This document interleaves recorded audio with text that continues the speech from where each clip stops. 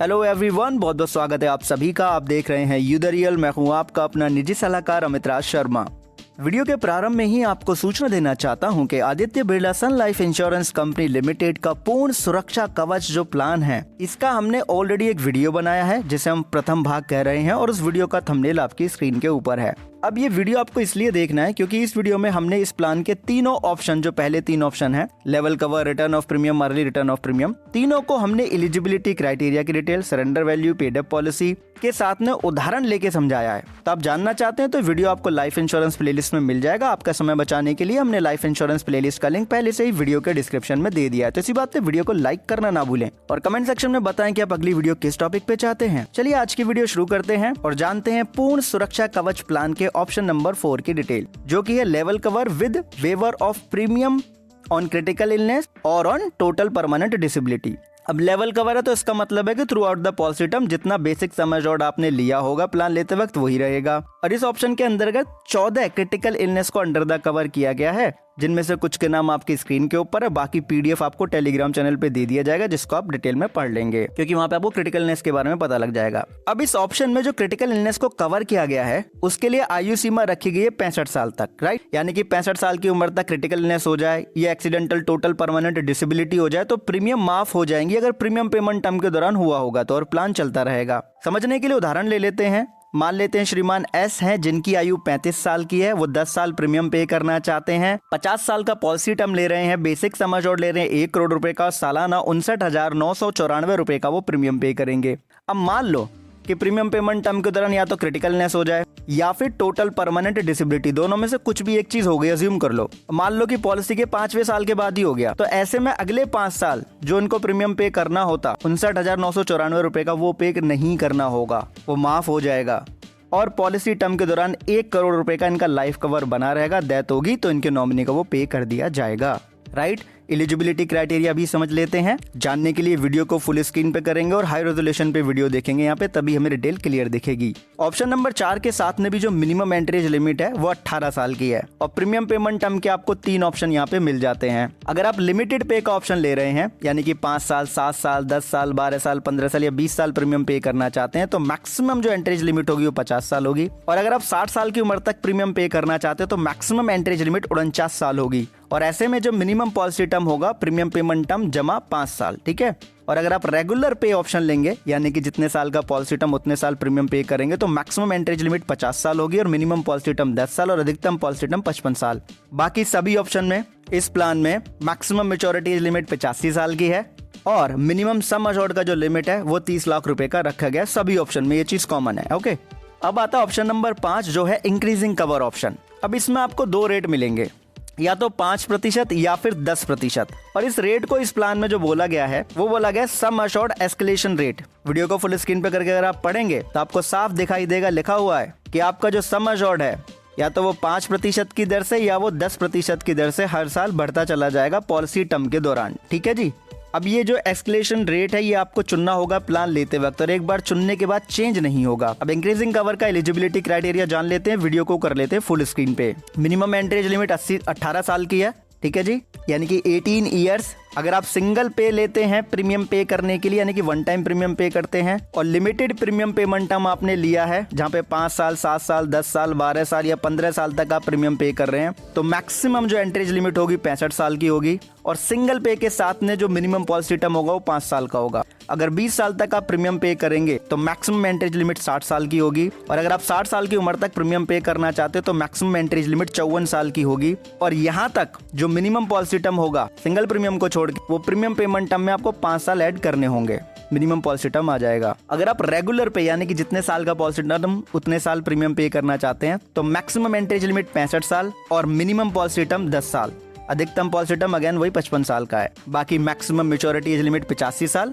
और minimum sum assured का limit same ही है 30 लाख रुपए तक का, ठीक है।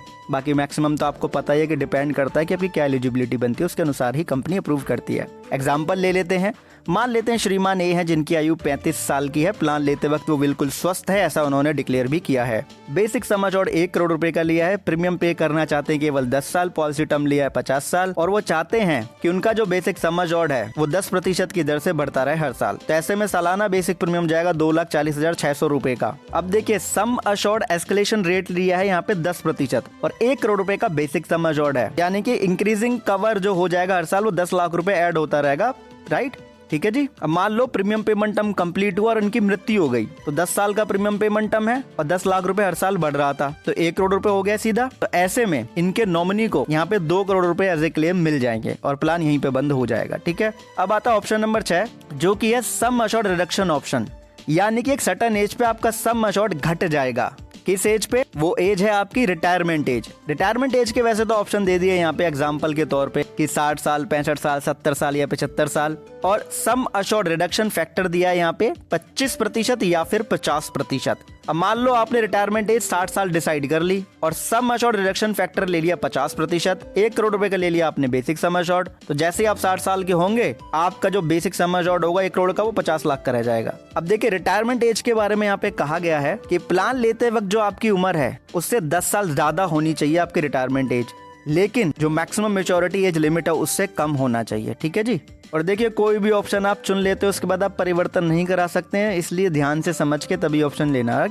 अब हम यहाँ पे जानते हैं एलिजिबिलिटी क्राइटेरिया की डिटेल को ऑप्शन नंबर 6 के।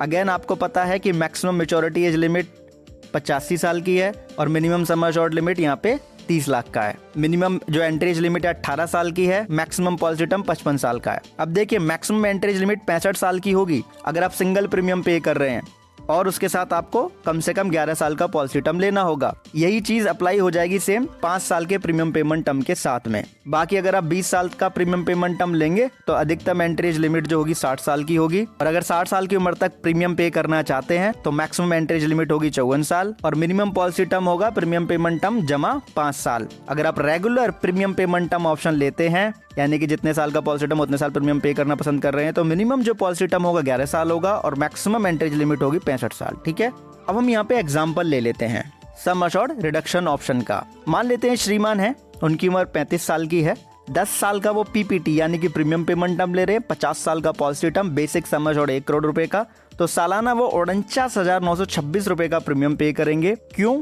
क्योंकि रिटायरमेंट एज ली है 60 साल और सम एश्योर्ड रिडक्शन फैक्टर लिया है 50%। तो यानी कि जैसे ही पॉलिसी के 25 साल कंप्लीट होंगे ये 60 साल के हो जाएंगे और जो बेसिक सम एश्योर्ड होगा वो 50% माइनस हो जाएगा, यानी कि 50 लाख रुपए का रह जाएगा। अगर रिटायरमेंट एज से पहले मृत्यु हुई तो इनके नॉमिनी को 1 करोड़ रुपए यहाँ पे हो जाएंगे, राइट, फॉर्मेलिटीज कंप्लीट करने के बाद। और अगर 60 साल की उम्र कंप्लीट होने के बाद में मृत्यु हुई तो बेसिक सम एश्योर्ड का 50% यानी कि 50 लाख रुपए ही मिलेंगे एज ए क्लेम। ठीक है जी। अब इस प्लान में एक और कॉमन ऑप्शन है, जैसे कि टर्मिनल इलनेस के बारे में पिछले पार्ट में मैंने आपको बताया था। इस पार्ट में हम बात कर रहे हैं एक्सेलरेटर क्रिटिकल इलनेस कवर के बारे में। ये ऑप्शनल है, ये आप चाहेंगे तो लेंगे। अब इसके लिए जो कवर का जो लिमिट रखा गया है वो 70 साल की उम्र तक का रखा गया है। वेटिंग पीरियड रखा गया है 90 दिन का। मिनिमम कवर इसमें 5 लाख तक का हो सकता है, मैक्सिमम हो सकता है आपके बेसिक सम एश्योर्ड का 50%, लेकिन 50 लाख से ज्यादा नहीं होगा। और अगर क्रिटिकल इलनेस हो जाती है, राइट, अगर आप ये ऑप्शन लेते हैं और मान लो क्रिटिकल इलनेस हो गई और मान लो कि 1 करोड़ रुपए का बेसिक सम एश्योर्ड था, तो 50 लाख रुपए हो गए यहाँ पे एक्सेलरेटेड क्रिटिकल इलनेस का कवर, जो कि 90 दिन के वेटिंग पीरियड कंप्लीट होने पे आपको पे कर दिया जाएगा और इसका जो प्रीमियम होगा वो भी माइनस कर दिया जाएगा। और आगे चल के अगर डेथ होगी तो 50 लाख रुपए as a death claim nominee को पे कर दिया जाएगा। ठीक है जी। अब ये जो एक्सेलरेटेड क्रिटिकल इलनेस है इसमें 42 क्रिटिकल इलनेस को अंडर द कवर किया गया है, राइट। और पहले 5 साल जो प्रीमियम होगा वो फिक्स्ड होगा, उसके बाद में जो प्रीमियम है वो बढ़ सकता है, ऐसा क्लियरली लिखा हुआ पॉलिसी डॉक्यूमेंट में। आपने वीडियो अंत तक देखा उसके लिए आपका बहुत बहुत धन्यवाद है। अगर आपको कोई सुझाव है, आप कुछ कहना चाहते हो तो बिल्कुल कमेंट सेक्शन में कह सकते हैं। अब इस प्लान की जितनी भी बेसिक डिटेल थी वो मैं आपको बता चुका हूँ। बाकी और कुछ अगर आप जानना चाहते हैं तो आप बिल्कुल कमेंट सेक्शन में बताएं, हम अलग से एक वीडियो लेकर के आएंगे। अब एक चीज आप खुद भी समझें, दूसरों को भी समझाएं कि इंश्योरेंस एक प्रोटेक्शन है, प्रोटेक्शन कभी अधूरी नहीं लेते और पॉलिसी डॉक्यूमेंट पढ़े बिना भी पॉलिसी नहीं लेते। बहुत बहुत धन्यवाद, बहुत बहुत आभार।